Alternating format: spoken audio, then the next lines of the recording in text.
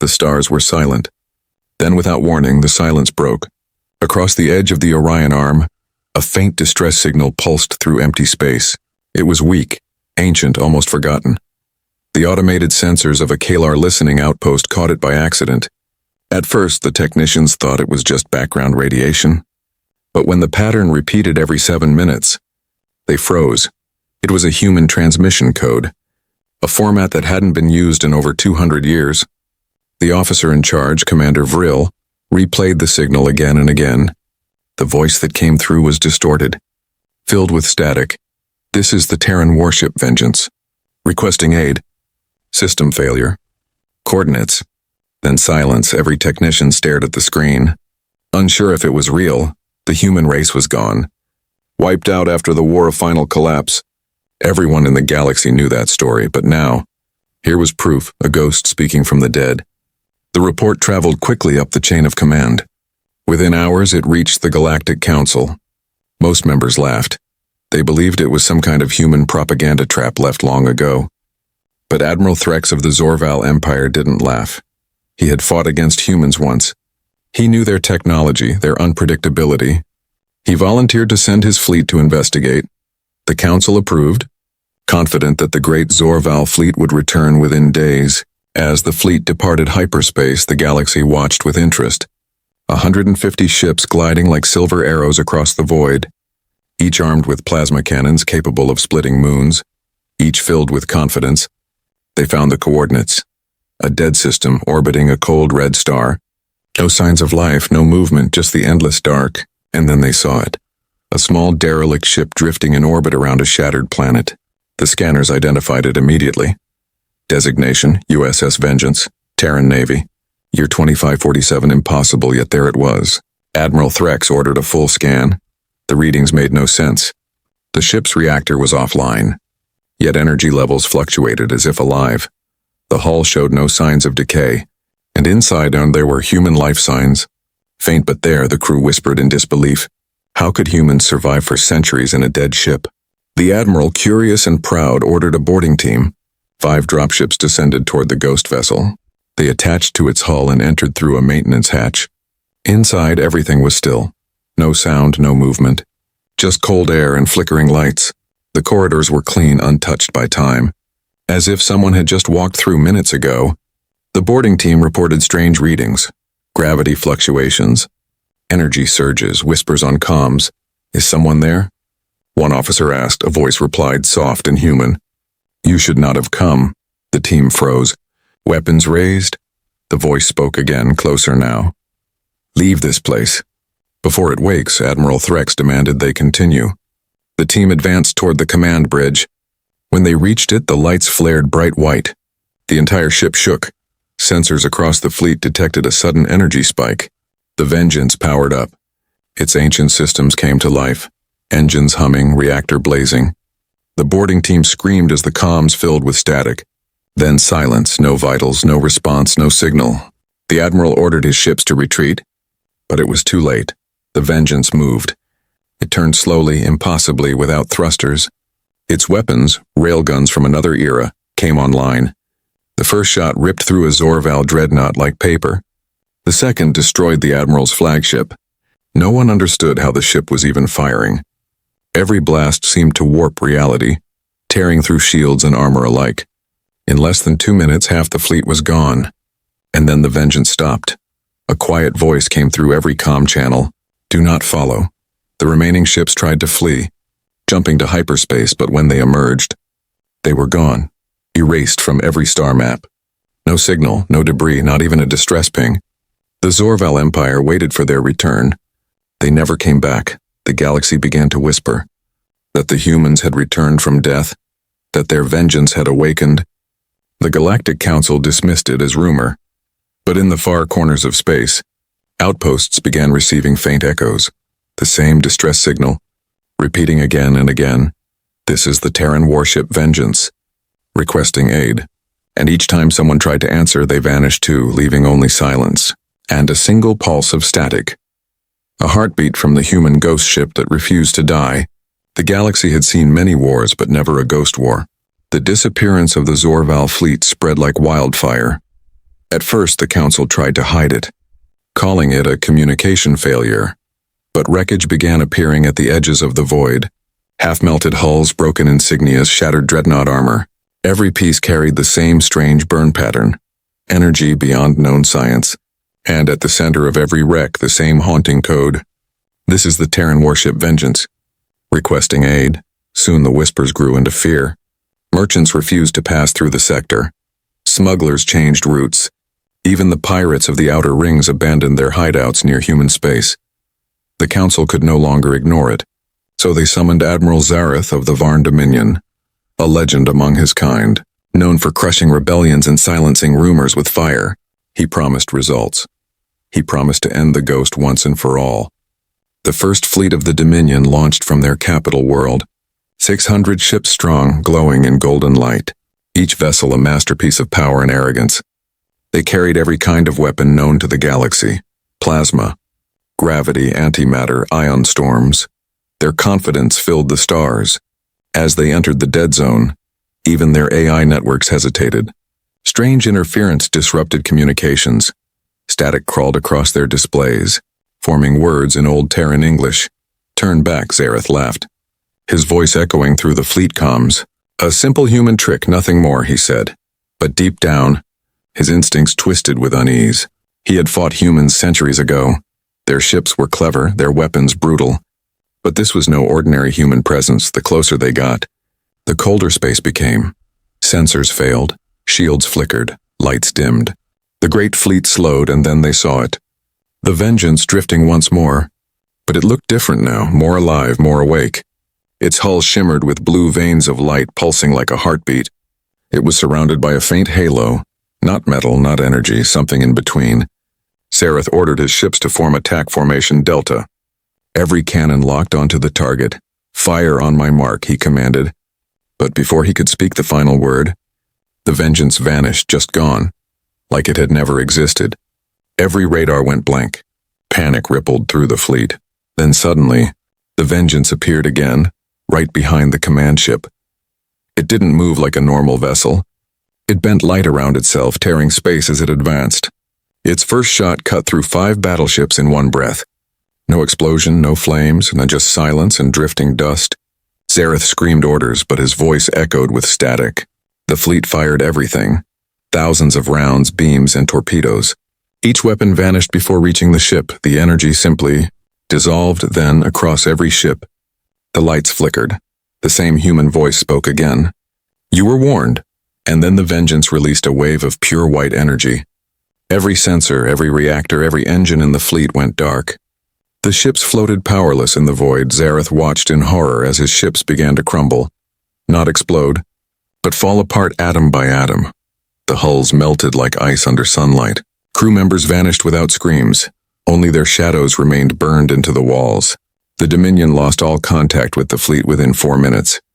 The last transmission was a whisper. "We were wrong." When rescue teams arrived weeks later, they found nothing. No wreckage, no debris, not even dust, just one thing floating in silence. A black box from Zareth's flagship. It played a single repeating message, a deep human voice, calm and cold. "Humanity sleeps no more." The council panicked. They sealed all files on the Vengeance, declaring it a myth once again, but others weren't convinced. Independent traders, scavengers, and explorers began finding strange things. Human tech fragments scattered near systems once thought lifeless. Old Terran satellites reactivating and transmitting warnings, each one pointing to a single sector. The old human stronghold known as Sol. Something was happening there, something stirring. And those who listened closely could still hear that faint signal, beating like a heart across the stars. "This is the Terran warship Vengeance, requesting aid." But now the voice sounded different, no longer weak, no longer broken. It sounded alive and angry. After the Dominion fleet vanished, the galaxy trembled. Even the proudest empires stopped boasting for a time.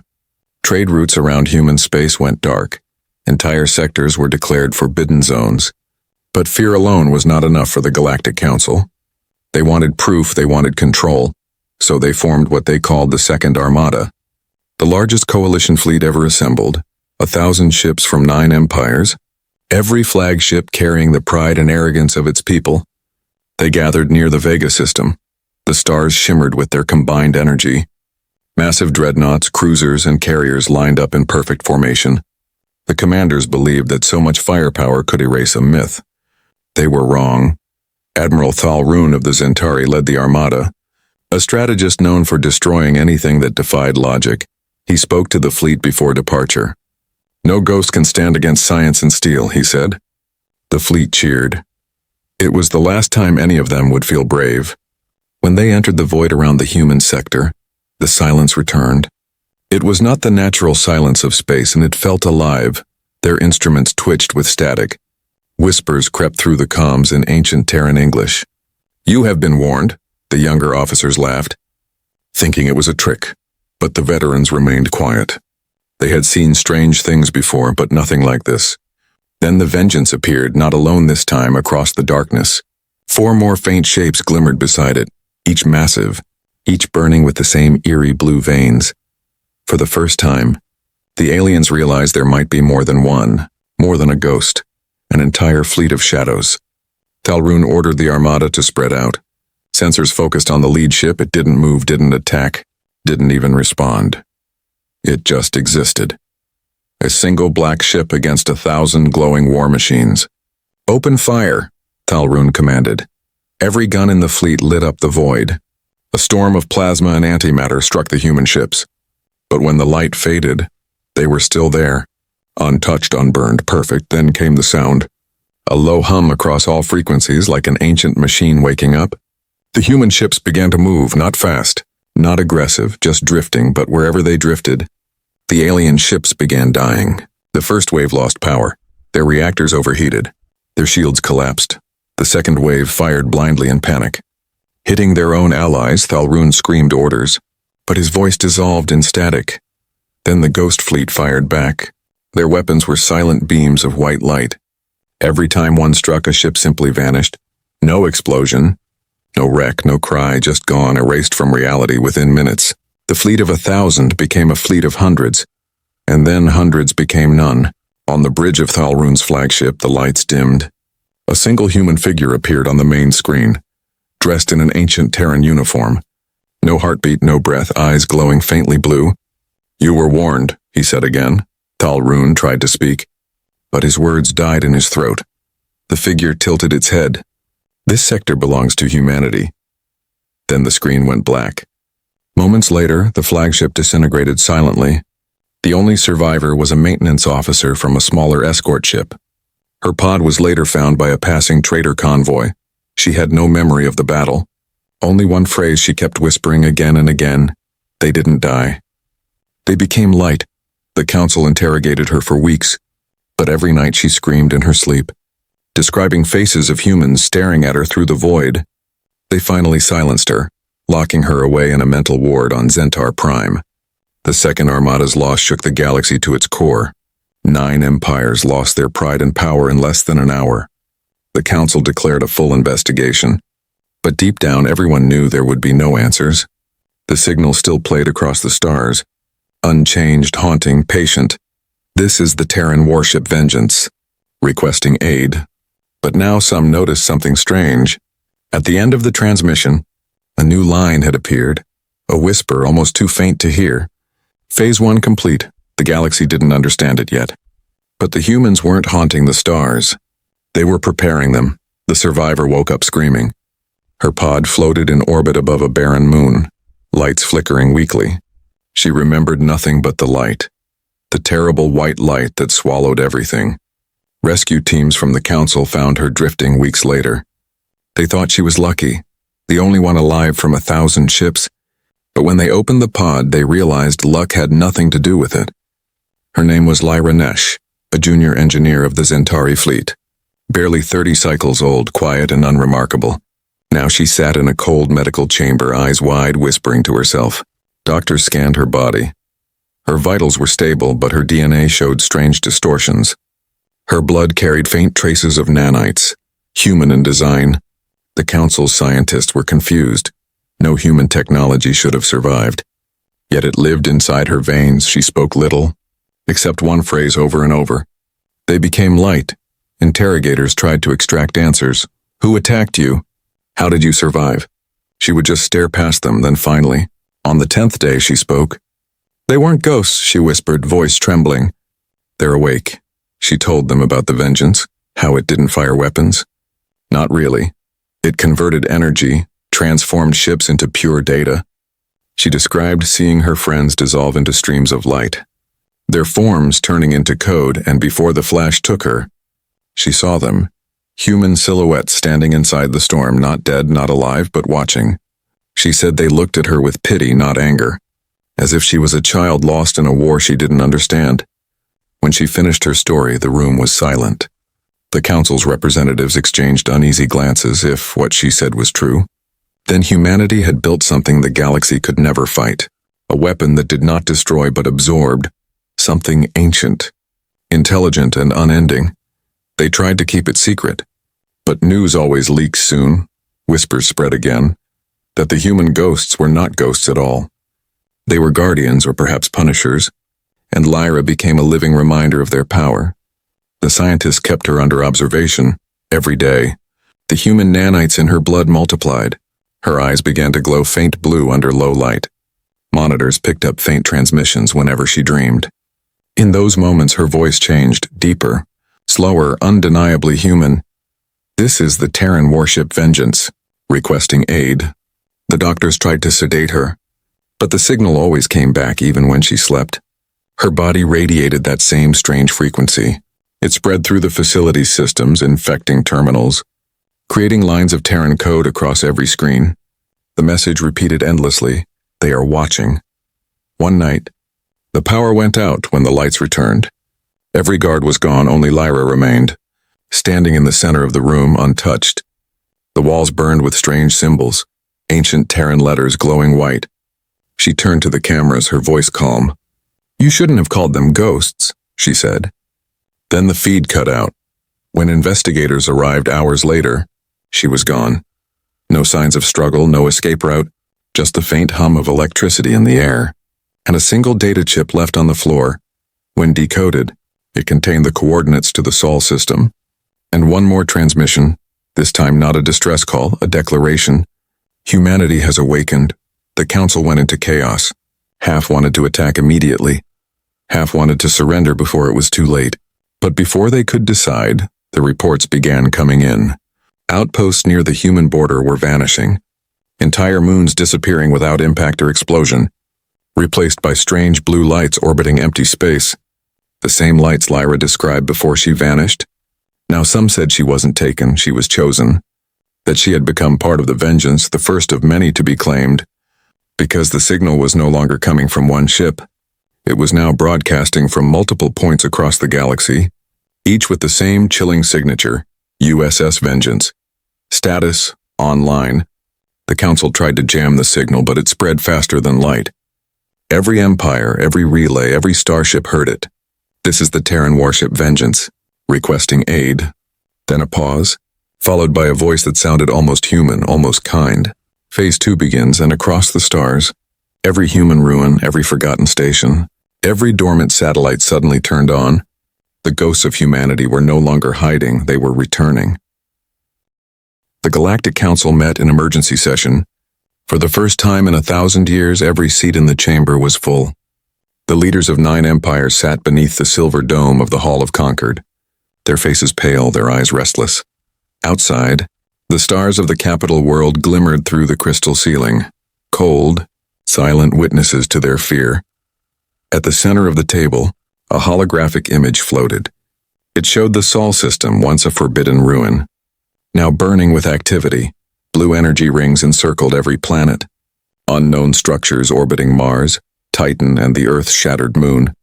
Each pulse synchronized to the same rhythm, a heartbeat steady and relentless. "This cannot be natural," said Chancellor Meroth of the Valari Alliance, her voice cracked. "It's growing." The data confirmed it. Whatever the humans had left behind was rebuilding itself. A dozen admirals demanded action. "Destroy the system before it expands further," one shouted, but another, trembling, replied, "We sent fleets before." "Fleets that never came back." Silence followed. The council's confidence had finally fractured.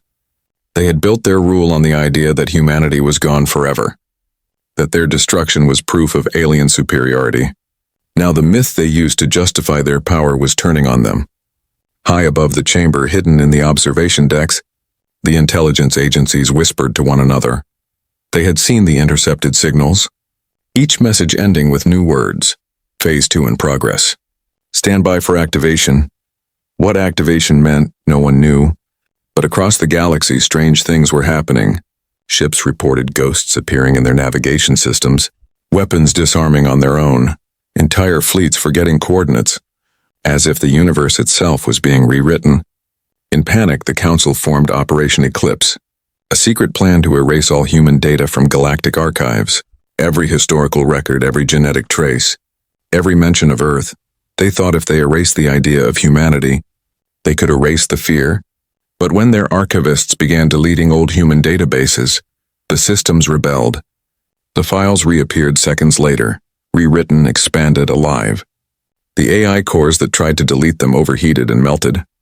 And one line of text appeared on every destroyed terminal. Knowledge cannot be erased. We remember. The panic spread beyond the chamber. Worlds once loyal to the Council began to secede.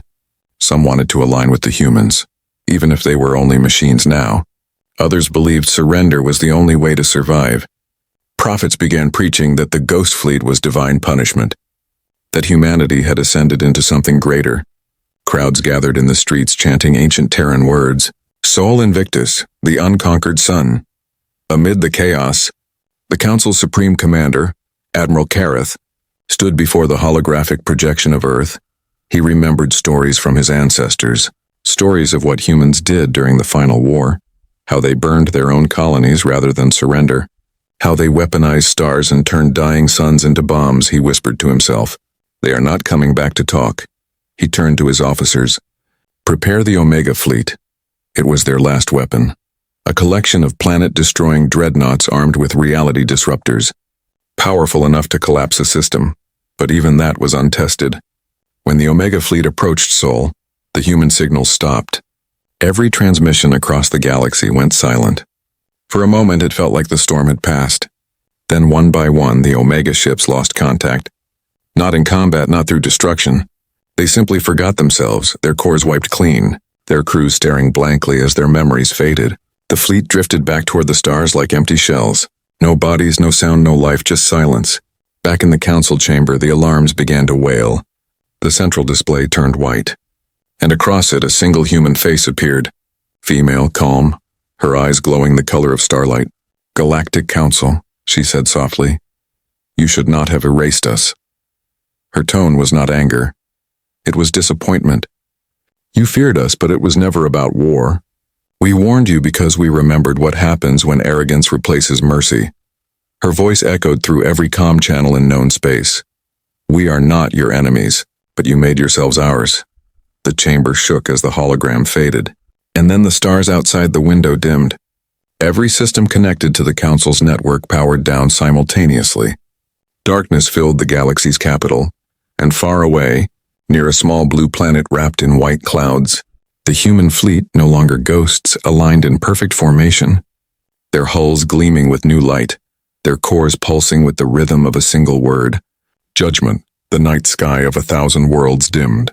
From the outer colonies to the galactic core, every star seemed to pulse in rhythm, a rhythm that matched the ancient Terran signal still echoing across subspace.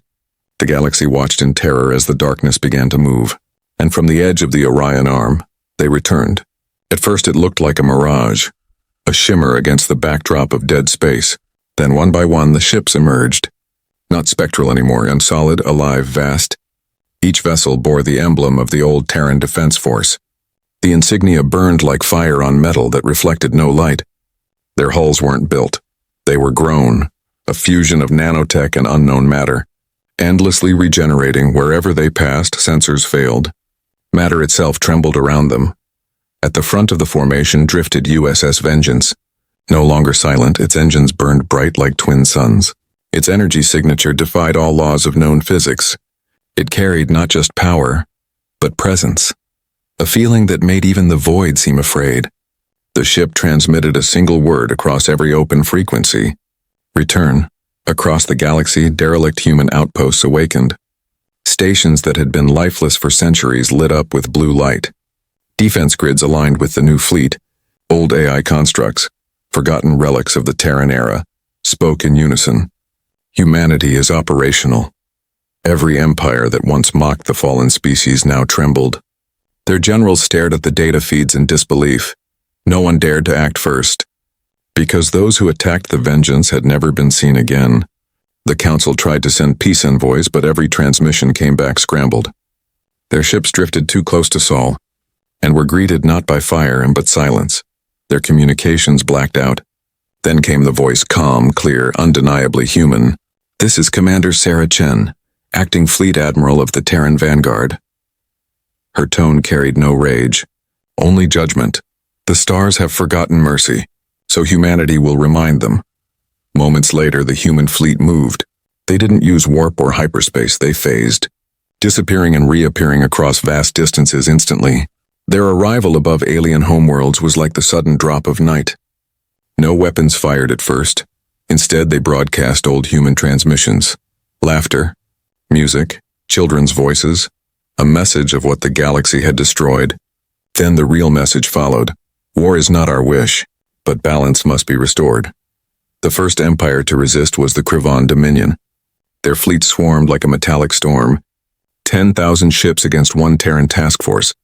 In seconds, the human vessels vanished from scanners and reappeared inside the enemy formation. Every Krivan ship turned white-hot, then disintegrated into harmless dust. The Vengeance transmitted a final warning. Do not challenge what you do not understand. The entire Dominion surrendered within the hour. The second confrontation happened at the edge of the Valari core. They had activated their doomsday weapon, a sun-destroying particle cannon capable of erasing entire systems. Before they could fire, the Vengeance appeared in orbit. It sent no threat, no order, no ultimatum. It simply broadcast one line of Terran code to their planetary AI. The weapon deactivated permanently. The planet's defense satellites reoriented to face outward, toward the Council. And then the Vengeance left as quietly as it had come. Back on the capital world, panic turned to silence. The Council's power had collapsed. No fleets left, no control, no unity. Every communication channel now filled with one repeating phrase. This is the Terran warship Vengeance. Mission parameters, restoration. And deep in the old Sol system, Earth, long thought dead, began to glow again. Massive energy rings encircled it like halos. The oceans boiled, the continents reshaped. Something was being rebuilt beneath the clouds. The humans had not just returned to punish. They had returned to reclaim. And while the rest of the galaxy watched in awe and fear, the Vengeance transmitted one last encrypted message. It was directed toward the farthest reaches of space, where old human colonists had fled centuries ago. Humanity endures. All units converge on Origin World. For the first time in recorded history, the galaxy saw what it meant when the human race stood united again, not as soldiers, not as ghosts, but as destiny. And when the human fleet aligned above the reborn Earth, the stars themselves flickered, as if bowing to something older and greater than empires. The Vengeance led them forward, its final words echoing through the infinite. The age of silence is over. The galaxy had never known silence like this. It was not the peace that followed victory. It was the silence that came when power itself bowed. When the stars themselves seemed to dim in respect, all across the Orion Arm the echoes of war faded, and in their place came only the soft hum of Terran frequencies. Every empire, every world, every colony, listening, waiting, because humanity had spoken, and then humanity had stopped. The USS Vengeance now hung in orbit above the reborn Earth, no longer a ghost, no longer a relic. Its surface gleamed with silver fire, alive with veins of blue energy. Around it, hundreds of human ships floated silently, each marked with the same emblem, a silver phoenix rising from a burning star. The Terran Vanguard, their purpose no longer war, but remembrance. Below them, Earth breathed again, oceans shimmered, continents glowed with living cities, artificial suns hovered above the atmosphere. Terraformers reawakening what was lost, the human race, once thought extinct, had returned from the edge of oblivion, not as conquerors but as architects of balance, and the galaxy could only watch, unsure if it was witnessing rebirth or judgment. The Galactic Council no longer existed. Its great halls stood empty, its members scattered. Some fled to the outer colonies. Others hid in shadow worlds, but wherever they ran, they found the same thing. Human symbols burned into their skies, not as threats but as reminders. One phrase appeared on every planetary network, written in 100 alien tongues. Remember the light you tried to erase? For the common people of the galaxy, the terror began to shift into awe. They had grown up hearing that humans were monster, destroyers of worlds. But the truth spread faster than fear. The recordings from survivors, the transmissions from the vengeance, the messages that spoke of mercy instead of hate. They warned us, one alien scholar whispered. They didn't come to destroy, they came to restore. And slowly, the myth of the Terran ghost fleet became something new, a legend of balance, a story told to remind the galaxy what arrogance can cost. On Earth's surface, deep beneath the old Terran capital, a chamber opened for the first time in 300 years. Inside rested the core of Continuum, an ancient AI, the first of humanity's kind. It awoke as the vengeance connected to it, and a single voice filled the atmosphere. Mission complete. Humanity stabilized. Then it added, Phase 3, observation. The Terran vanguard received their orders in silence. Their fleets dispersed across the galaxy once more, not as armies but as watchers, guardians hidden within the folds of space, each assigned to observe a sector, to ensure no empire ever repeated the mistakes of the Council. And wherever they passed, worlds changed quietly. Polluted planets healed overnight, war machines powered down permanently. Entire species found dreams filled with soft human whispers. Do better than we did. On one distant world, a young alien looked up at the night sky. He saw the faint shimmer of silver light moving across the stars. His grandmother told him, "That is a human ship." "Little one, they watch over us now," the child asked. "Are they gods?" The old woman smiled. "No, child, they are what gods wish they could be." Years later, scholars would call it the era of quiet dawn, an age where no great wars were fought, where knowledge grew faster than hate, where the memory of humanity's vengeance shaped every law, every peace treaty. No empire dared to enslave another. No leader dared to speak of domination, because all knew, somewhere in the dark, a Terran vessel was listening, and if balance was broken, the vengeance would return. Centuries passed, and still, no one saw a human face again, only their ships, gliding between stars like silent angels, their transmissions reduced to one soft hum. A signal that had once been a warning, now it was a heartbeat, faint, steady, eternal, and on one quiet night in the heart of the Sol system, a single message pulsed through every frequency once more. A familiar voice, calm, proud, human. "This is the Terran warship Vengeance." A pause, soft and long. "Mission complete." Humanity endures. The stars shimmered in response. As if nodding to their oldest and most dangerous children, the galaxy exhaled. Not in relief, but in reverence. For the first time in history, everyone understood the humans hadn't vanished. They had simply become the silence that guarded the stars,